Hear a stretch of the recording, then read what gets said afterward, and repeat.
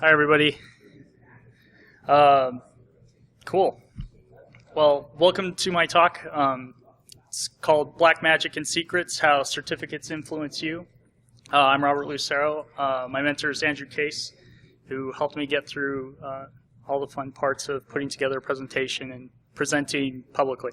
So I chose this title for my talk because certificates are kind of confusing if you don't really work with them all the time, and basically they're everywhere. So anytime that you're using a web browser to connect to a secure SSL HTTPS website, you're using a server certificate. You might not even realize that you're using server certificates behind the scenes when you're authenticating to third parties, and it's just a critical part of our security infrastructure. So a little bit about me. I'm a physics major turned software developer. I've been working in software development for the last 8 years. And my first feature was actually working on IS Management's UI server certificate feature, which is a way to make certificate requests, generate self-signed certificates, import signed certificates, set up bindings, and then in turn creating client authentication certificates and setting up client certificate authentication. So I had an opportunity to learn a lot about them. I continue to work in the space in my current job. It's a really interesting, challenging space. It's a critical part of what we use on the internet today. So what I want to kind of go over and what I hope that you guys will take away from the talk are two things. Number one is if you've never ever used certificates before, hopefully you come away with kind of how they work or the ideas behind them. And if you use certs on a regular basis, maybe you'll learn a couple ways to test, exploit, and maybe identify some best practices with the certificates that you use or the systems that use certificates that you work with on a daily basis. So let's jump right into it. A public key certificate is basically an asymmetric cryptographic public key with a verification signature. And the idea is that I can encrypt stuff with a public key, and in addition to that public key is a signature that you can verify to determine if you trust me, or if I'm saying if I'm trustworthy to encrypt with. And the example is this, is if I wanted to share secrets with everyone in the room, I could give everyone locks that only I can open, and you share back boxes and locks that only we can open. That's the cryptography part. But the challenging part is the signature part, the verification part. How do you know who I am?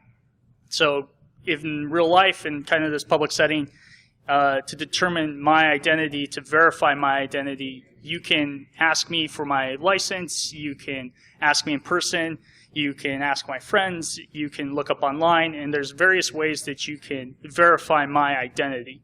Now, with certificates, you have a built-in systematic way with operating systems and phone OSs to determine if a public certificate that you're using is valid. And the way that that works is it works through root certificate authorities, which are installed automatically on your OSs, on your phones, and they're globally trusted authorities. So things like VeriSign, DigiCert, Microsoft, all have put certificates on your boxes for you to use. Cool. So why do they matter? They matter because basically if you're using web communication, this is the standard way to protect your web communication. If you're protecting a sign-in page, you're probably doing it over HTTPS. If you're logging into a bank, HTTPS. If you're communicating with a web API, sensitive data, it's probably over HTTPS. And the other interesting thing about it is that they're implicitly trusted because you get the root CAs on your box automatically. You have to go out of your way to remove those root authorities. And if you do that, you can't use a lot of things. But the idea is that they're everywhere, you use them everywhere, and that's a way that you've implicitly trusted a system. So let's look at a couple of examples on how they work, the ideas behind them. Here we have client-to-server communication. It's basically HTTPS and SSL. And the things that use them are web servers and web browsers. That's an example. So you have Apache, Microsoft IIS, Nginx that have a server certificate, and on the opposite side, your client your client verification is in Chrome, IE, Safari, your web browsers, and the clients are determining if they trust the endpoints, and that's kind of one example. Beyond that, people are using public certificates to encode data in JSON web tokens, so hiding certificate or signatures and claims. They're also used in API tokens, so you encrypt a bit of data that you use as an authorization header, and that's then used for communicating over a web API. Beyond that, beyond just the encrypting communication, it's also used for authentication. If you've ever used client certificate authentication, if you've ever requested one, if you use a badge that has your client cert built into it, that's one example. Another example is SAML. Behind the scenes, while you're communicating over SAML, you actually use a certificate. And it's also in other things like SSH authentication. You can actually put a public key that's then automatically trusted by the host that you're trying to connect to. And another kind of limited use example that I've seen at a couple companies that I've worked at is that they encrypt data using a certificate and then store it on the local file server, or they store it in a database that they can then decrypt and use. But it's the same idea, same technology, and they're validating the trust. So, what makes certificates vulnerable? I mean, there are a ton of ways that you can bypass this tool that people use. You can forge identities of certificate, you can forge CAs, you can bypass the certificate systems altogether. You'll find out that if you're using test certificates in your development environments, that's another way to get a hold and get past the public or the production level deployments of certificates. If I can inject my own certificate authority into your trusted store, you now trust everything that I issue. And the other part of it, less of the trust, more of the encryption portion of it, is you can force people to use weak encryption, or if I've set weak encryption for performance reasons, I'm basically putting myself at risk for having my secrets decrypted. So let's take a look at exploiting all of this. So there's two sorts of things that can be exploited. One of them is the library, so the things that are on the operating system, things that are on your phone. The other thing is if you're doing custom implementations. So if you're using certificates on a device or on a phone application or on a rich desktop client application, those custom implementations put you at risk. The examples here are this library vulnerability. Microsoft basically had a bug where you could forge and spoof certificates if they were improperly issued. So again, forging your identity of a signature. And then in OpenSSL, there's a way to force people to use a weaker encryption. And at that point, you can then brute force your way through to the secrets. But if you're doing custom implementations, all of this is handled not by a large company or an organization. It's handled by the developers that you work with, or yourself if you're doing development. The custom implementations are, how do I handle certificates when I interact with them? And there's a few examples up here that I've seen and I've tested with, and I've actually found myself writing bad code in those examples. So let's take a look at some of the bad development practices. Now, my experience is I've seen developers do a lot of these things. I've seen developers explicitly write in code and debug blocks, bypassing signature checks. So I've also seen developers explicitly check in test certificates and have blocks of code that say, if I see a test certificate, just trust it implicitly. I've also seen developers leave HTTP active when they're protecting an endpoint with HTTPS. So they're bypassing the certificate system completely at that point. So the idea is that libraries can't protect you if you've implemented it wrong. Systems can't protect you if you've implemented certificates incorrectly. And what's at risk is everything that you're trying to protect. So if it's your communication with your client, if it's service to service within your organization, if it's even things like issuing client certificates, client authentication certificates, you've basically exposed yourself to these sorts of vulnerabilities.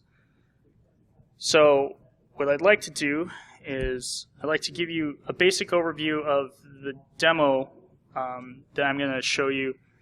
And the idea is this, is that you have a you have a client application, a rich client application. Now this can be anything. This can be a phone application. This can be another web application. It could be a service endpoint.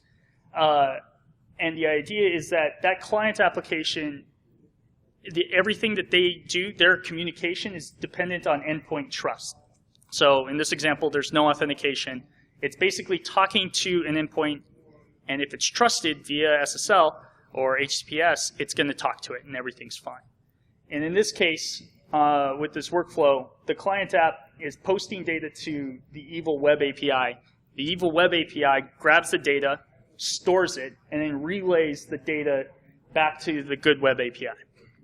And the good API, the good web API does whatever it was supposed to do, throws back a response. The evil API can then do things with it, and then our evil man in the middle then forges a response back. So real basic man in the middle, except there's no authentication, and it's all based on basically SSL and HTTPS trust. So it's basically that. Before we jump into the demo, are there any questions kind of about this? No? Okay, cool. So let's jump right into it. So I need just one moment to kind of prep all this so that you guys can see it.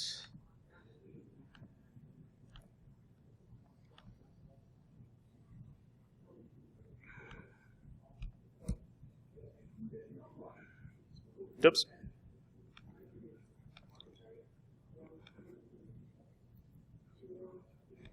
Keep changing this. Okay. So let's take a look at the browsers first off. So here we are. I'm going to be using a tool called Postman. Postman is basically a Chrome plugin that lets you make web requests, and you get to craft the requests. It's kind of like curl, but in the browser. So let's take a look at the two endpoints. So here we have the good endpoint. Can you guys all read this? Yes? Great. So here we have the good endpoint. If you look, you'll see that Chrome is connecting to the website, and it's trusting it. And here it says, identity verified. It's got a little green lock. Everything's cool. Chrome is basically trusting the server certificate that I have issued for my endpoint. And it gives some great information. Now, if we take a look at the evil web application, you'll notice Chrome doesn't like it so much. It's got this nice X. It's got HTTPS with a big slash in it. It's warning you. If you look on it, if you click on it, it basically says, hey, the identity of this website has not been verified. It does not match the URL. It is not trusted. What are you doing here? That's kind of bad. So the other thing is I'll open this up in IE real quick to kind of give you the other half of it. IE is going to love the good endpoint. You know, it's trusted. It's got a little lock. Everything's great. And then if we look at the evil endpoint, it gives a big warning. It says, click here to close this web page. That's the good option for clients and customers and the users of the browser. And the bad action is to continue, it's to go on.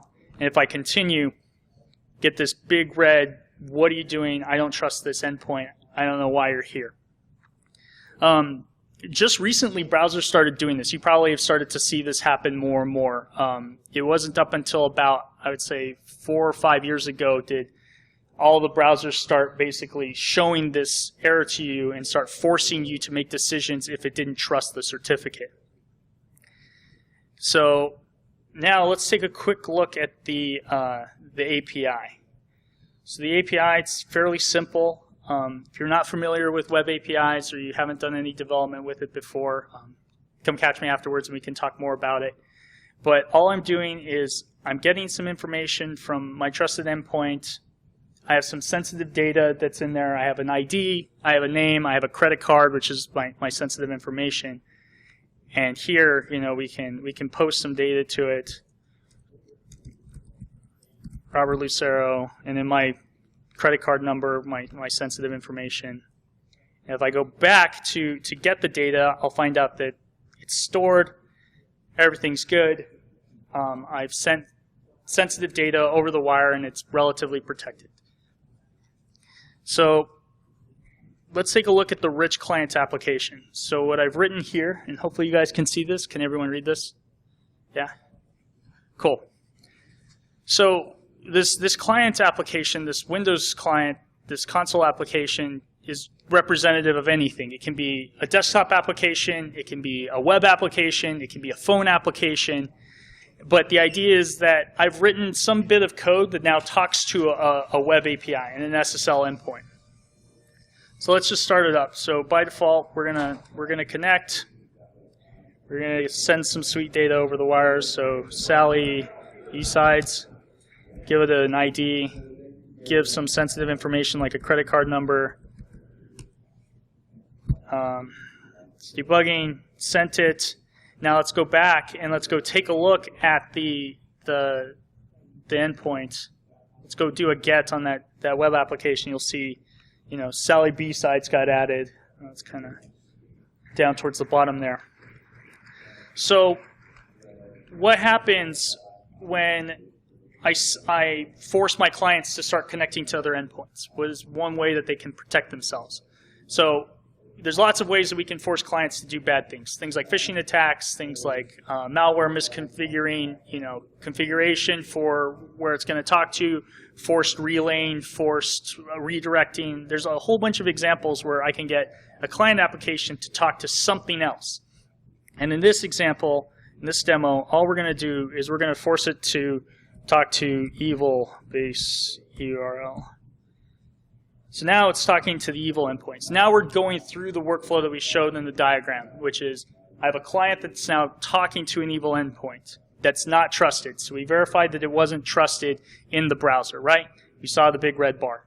So here we're going to say Johnny compromised is now trying to send his credit card information. All right, let's see it. Let's go.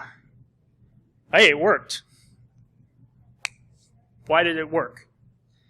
When we went through the browser, right, we saw a big warning. Basically, the browser is telling us, why are you doing this? And it's giving the user an option to choose. It's giving the user an opportunity to say, yes, I trust it anyway, or no, I don't because you've obviously failed some sort of check. Inside of the rich client, I didn't get that option. And if we go back and we look and see what happened, we see the man in the middle sort of work. So if we go to the evil API, he's now got Johnny compromised data. If we go to the trusted API, because we just forwarded the request, Johnny compromised shows up here, down at the bottom. It's a little hard to read. And then if you go to the evil API endpoint, we find out they're just posting credit cards. Because they were able to grab the secret, they ripped it open, and they sent it along because they were able to relay it. So let's take a quick look at the code. Let's figure out what was wrong. Why did that happen? And if anybody here is a developer, you're welcome to speak up and call out the line, the bug. We have this thing called configure HTTP client. We're doing some stuff here. What's gone wrong? What's the bug? Anybody? That's right. Here we are bypassing every server certificate check. What we've done is we basically listened to the libraries when they've connected over HTTPS, and we ignore what they say. It's basically what it comes down to. So what happens when we fix the bug? We can comment it out. Let's post some data. So Billy safe. He's posting his credit card information. Sure enough, we get an exception. There's a failure. The underlying connection was closed, could not establish trust relationship for the SSL TLS secure channel. And specifically, the remote certificate is invalid according to the validation procedure. So the libraries were trying to tell us to do the right thing. They were basically telling us, don't trust this endpoint. It's not valid. It's not signed. I don't trust it. We shouldn't trust it. But built into the code, I basically ignored that. I basically found a way to bypass the signature check entirely. Now, what ends up happening is you're developing in-house or you're forced to use real certificates. Real certificates are expensive, right? You have to go to VeriSign and spend anywhere from $100 to thousands of dollars to get an SSL certificate. But if I'm deploying this to a test environment, I'm not using the same trusted certificates. I'm using a test certificate, or I'm using an SSL certificate, a self-signed certificate. And I may not be going through the same rigors of trusting that or making that a trusted environment. I might just be bypassing it in the code. So if you're ever auditing code, if you're ever doing code reviews, if you're ever doing testing an actual application that's connecting to a web endpoint, these are some things that you can try out. So now that we've fixed it, let's go try talking to, let's go say we're not compromised anymore. And then you'll notice Billy Safe fixed his problem.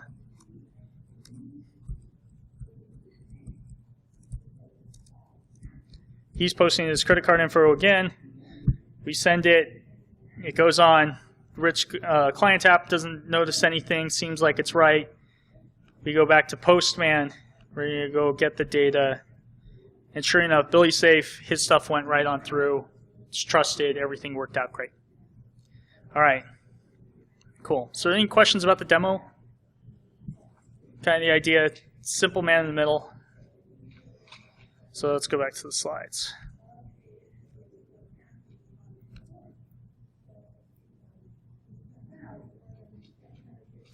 Whoops. So here are some of the examples of bypassing certificate checks in sort of like client libraries. Here we have iOS. If you go to that page, it basically tells you, hey, here's how to bypass the certificate checks. Android, same thing, SSL socket library. .NET, this is their example. And if you want the links, they're going to be in the slides. They're just straight links. But the interesting thing, too, is if you ever go look at Stack Exchange, or if you go at like Stack Overflow, and you search for bypass or trust self-signed certificates or bypass certificate check, you'll see all sorts of examples where people have asked this question, and there's a snippet of code just like the one that we commented out where people are dropping them into their applications just so they can test, just so they can get around this issue. Kind of last thing I want to cover in regards to certificates is trust chains. So if you're ever in the position where you're having to manage multiple certificate authorities or you're issuing lots of certificates, intermediate authorities are really good ways at mitigating risk, and they're really good at kind of distributing the providing identity for your certificates. So the example is if I have a website, I'm going to issue certificates with my website CA, and if I'm doing client authentication, I'm going to issue certificates with my client CA. Fairly basic. When the validation happens, you'll notice that Service B certificate is signed by intermediate CA. Generally, your clients aren't going to know what intermediate CA is, but inside of intermediate CA's certificate, it will then say, hey, I was signed by this root CA. You can trust me, and the trust chain gets validated. That's the basic premise. They matter because, again, it's really easy to minimize service impact if one of your certificate authorities is compromised. So if all of a sudden my web server certificate authority was compromised, I don't have to reissue all of my certificates. I can revoke a single certificate, redeploy my CA, reissue the certificates without redeploying potentially thousands of certificates or hundreds of certificates. But the challenge is you're managing more secrets if you're doing like OpenSSL deployments of public or private keys. If you're doing it with Microsoft, it's another AD machine that you have to manage, which is a giant pain. But the biggest thing is if you're using a lot of certificates, this is a great way of mitigating the risk. So let's jump into the last part of it. The idea, the best development and test practices, test. And test with broken things. That's really what it comes down to. Test with an expired certificate, test with a self-signed certificate, test with an expired certificate. Basically find ways to test your systems if you're doing your own development, to use broken certificates to identify issues. And the idea is, if you know that you broke something in the certificate, but the system still works, something's wrong. The other thing is auditing endpoints. It goes back to that HTTPS and HTTP. And Yahoo, Twitter, and Facebook for a long time allowed you to log in via HTTPS or HTTP. Everyone who went over HTTP basically had their creds sniffed. If you went over HTTPS, you were relatively protected. If you know what SSL pinning is, so if you are doing like a mobile device development, you can pin a specific certificate signature, which is then trusted, and if that certificate changes behind the scenes, you'll fail the certificate check entirely. So I can issue a new trusted certificate for an endpoint, but because it wasn't the original one, I will still fail the check.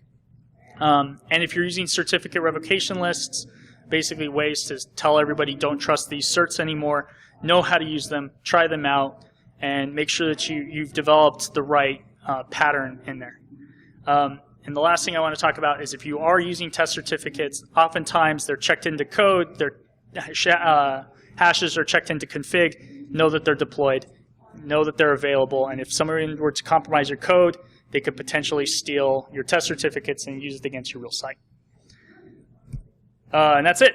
So if you go to GitHub, you can get the demo code. I'll be posting the slides to GitHub. This is how you can get a hold of me. I'm representing myself. I'm Robert Lucero. I got Twitter. I got LinkedIn. I got all those cool things. And that's pretty much it. Are there any questions? Anything? So aside from like Stack Overflow, stupidity, and like users developers just copying and pasting code, do you have any like opinions or experience with like the libraries themselves that these people are using? Like, are they secure by default, or like are users going to be taking these APIs and libraries out of the box that are just instantly good? Well, it depends. That's always the answer, right? So the libraries themselves are fairly well vetted. They're developed by like Apple. They are developed by Google and Microsoft, and they go through their own sort of security audits. But the default behavior is to fail everything that's not trusted. So if developers are to grab those APIs and start using them, they need to know what the other half of the system is, which is the certificates. So if I go buy a VeriSign cert and I use that against my API, everything's cool. But as soon as I go create like a self-signed certificate, then I'm having to start playing this game by installing that certificate to a trust store, or bypassing the check, or doing a debug case. Am I using a test certificate, yes or no? So that's kind of where the split happens. Does that answer your question?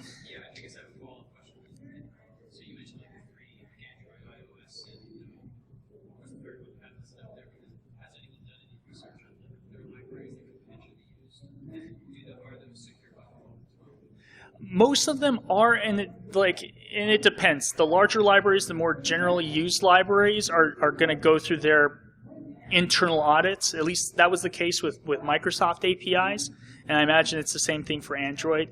Open source APIs are probably going to go through a similar practice, but more through community-driven. So I wouldn't say that they're all secure by default, because they all have vulnerabilities and they're always getting patched, but at least you're not doing the custom implementation, and you can manage that risk differently. You had a question. Or, yeah.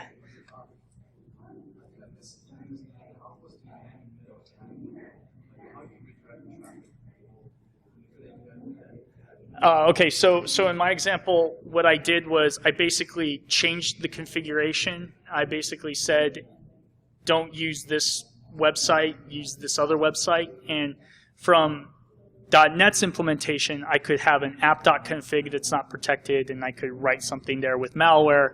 Or it's a little contrived, because there's just to redirect the traffic quickly. But that would be the idea, is you get somebody to go to an endpoint that they don't intend to.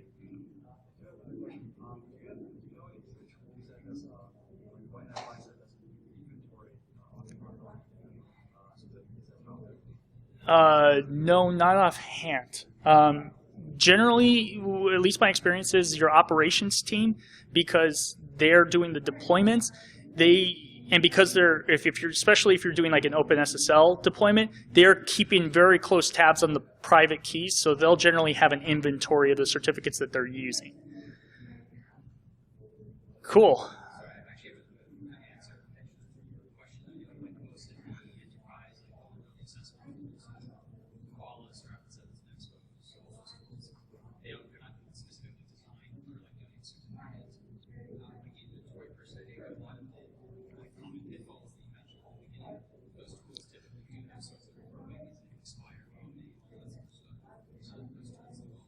Cool.